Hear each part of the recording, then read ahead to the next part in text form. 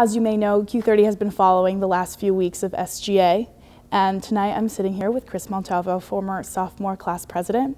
Thanks for joining me, Chris. So basically, I'd like to just talk to you about the last 5 weeks or so. So what you said is done, it happened. Did you know, when did you think you knew that it was controversial and that maybe the room wasn't feeling exactly the way you were feeling? Right, so my intentions when going up there were to cause absolutely no harm, and I thought maybe going up there and speaking and sharing my life story would rest well, but what happened was I kind of went on into a tangent that wasn't well perceived, and initially I didn't think anything of my comments as being wrong. I had no idea.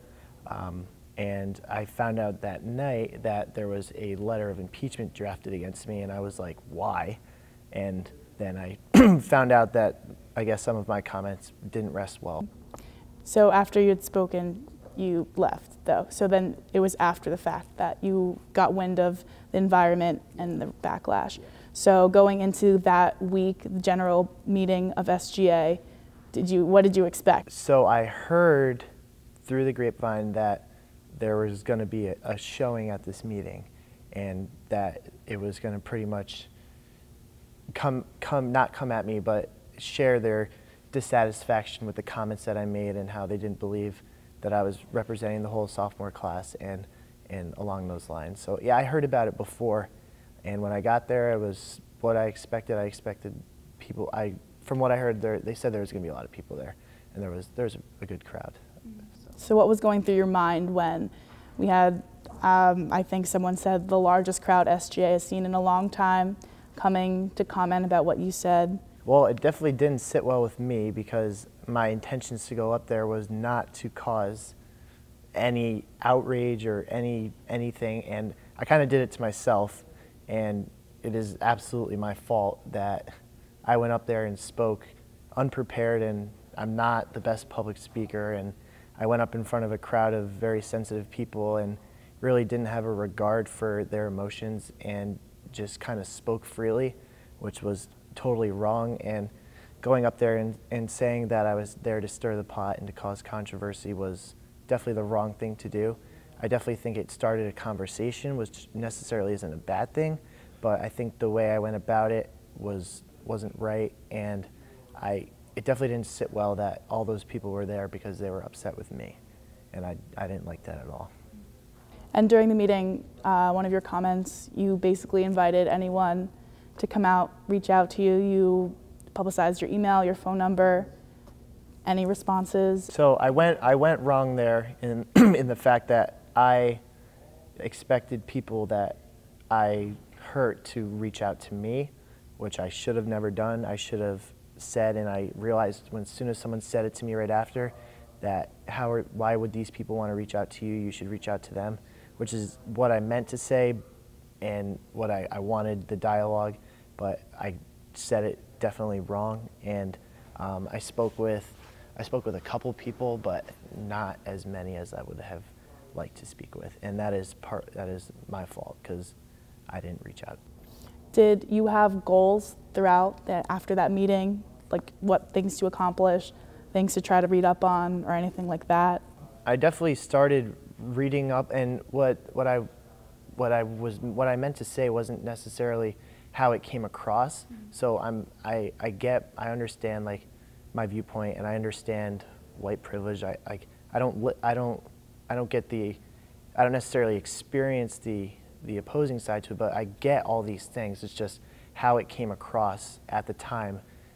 I sounded like a fool, which I get, but it's just because I went up there with just talking off a limb, and I'm not very good at doing that. So, yeah, I definitely was looking for some assistance along the way on which directions to go, and I don't feel like I really got that. I was just kind of not left there, but I had my support, but the effort to really approach me and say, hey, like, let's try this, it never really happened. I was asked to walk into the multicultural suite, and I wanted to do it, but I didn't feel comfortable doing it by myself, because I know if somebody says something I don't like, and they just try and come right up to me without like a mediator in that time, like I definitely put a guard up, and I figured the same thing would have happened. These people were upset with me, and it wasn't really my place. I felt like to walk into that suite and just be like, hey, like let's talk. I just didn't feel comfortable doing that, and I would have liked to, but I wasn't going to do it alone because I didn't feel like that was comfortable. I was not comfortable doing that. So the impeachment process, that hasn't happened a long time for SGA. So do you have any opinion? You saw it firsthand, a member of your cabinet be dismissed. Do you have any thoughts about that, or like feelings of seeing it happen? They have the right to do it. If they see something that they feel to be impeachable, if they get 10 signatures, a quarter of SGA, then it is in their right to move forward with it, and I respected the process throughout. While I didn't agree what I did was impeachable, I don't disagree with them trying to impeach me because it's their opinion, and at the end of the day, if we had went through this meeting on Wednesday, whatever would have happened would have happened. And my opinions on the other impeachment, I didn't really agree with it, but it's, again, what's done is done. It's moving forward, and that's really all we can do.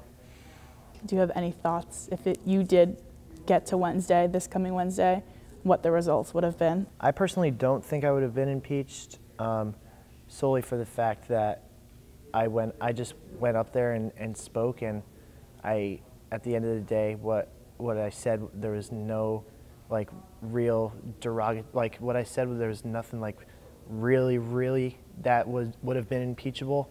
I kind of just went out there and stated my opinion, which got flustered, which is why everything arose. But I don't think I would have been impeached. No.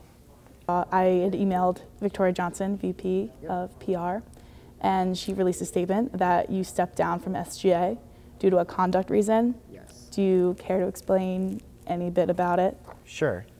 One, I just want to make sure everyone knows that they need to be careful, and that even someone walking in your room accidentally can lead to something. And yes, I am absolutely in the wrong on this one.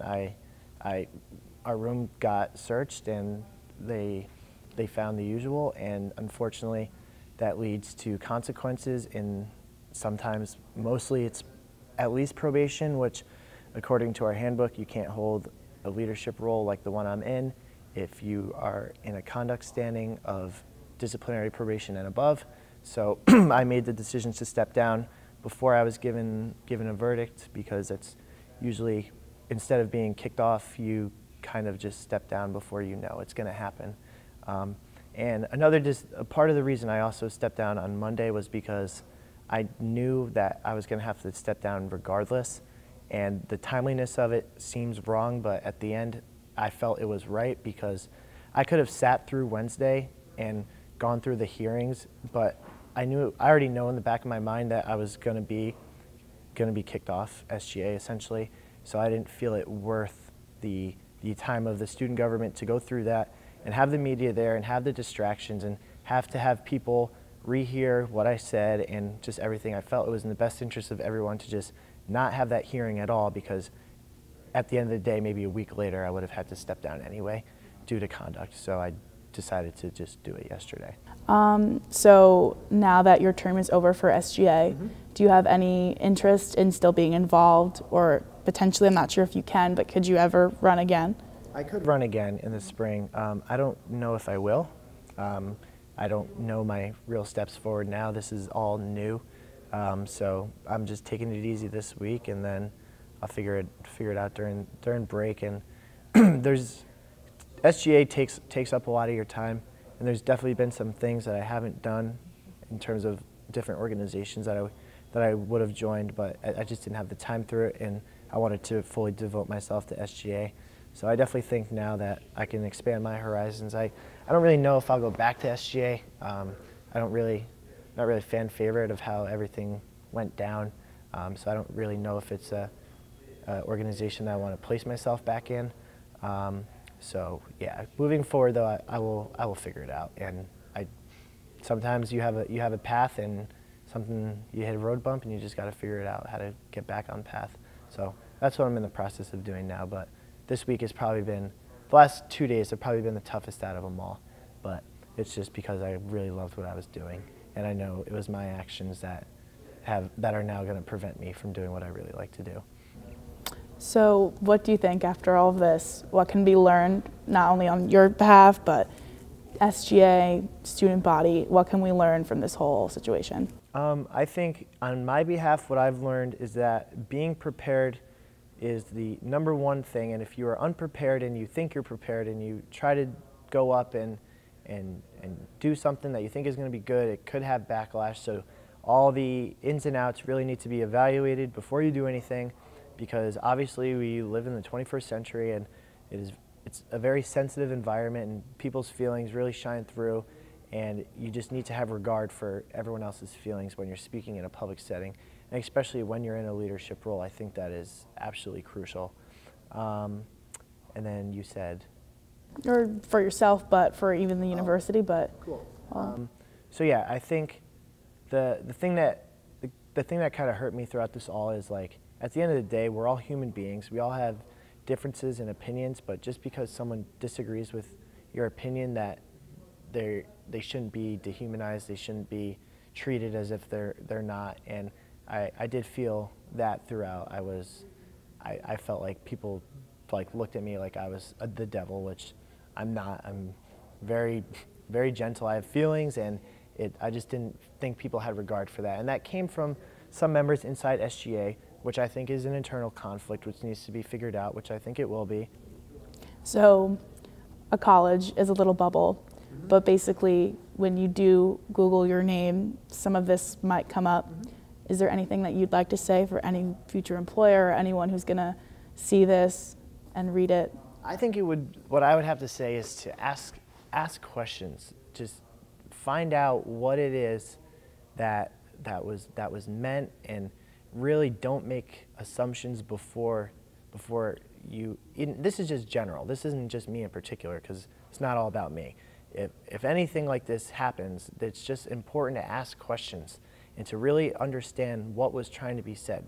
You could say hi in 5 different tones, and it can mean 5 different things to a bunch of different people. Like, that's just the nature of how our world is today. And unfortunately, when people take offense to something, I feel like they don't ask the questions on, what did you actually mean? Why did you say it like this? So you mentioned basically asking questions. Yeah. Do you think now, after learning what you learned, gone through what you have gone through, do you think you're asking questions? Do you think people are asking you questions in the correct way?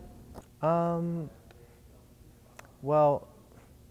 Ali Munchie, who's a senior class rep, me and him had spoken 2 weeks back, and me and him, we had the best dialogue I've had in a long time regarding all sorts of issues, all political issues that need to be spoken about and they need to be debated about. And I understand where he's coming from, and he understands where I'm coming from. And at the end of the day, we walked out of the room, shook hands, respected each other, and that's what needs to be done. How can that dialogue happen? Okay.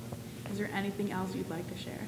Yeah, I just want to say again that I'm sorry to the class of 2020 that I got myself into some trouble and had to step down for those reasons, but the work doesn't stop here for myself or for student government, and I have full confidence that they'll move forward and continue to do the good things that they've been done, and hopefully thread out the little internal conflicts that oftentimes seem to surpass the actual work that's being done, and everyone can just move on and educate themselves and learn and seek and listen to understand, and not necessarily to change someone else's voice, because that's when I feel like you're not being productive. It's all about listening to understand.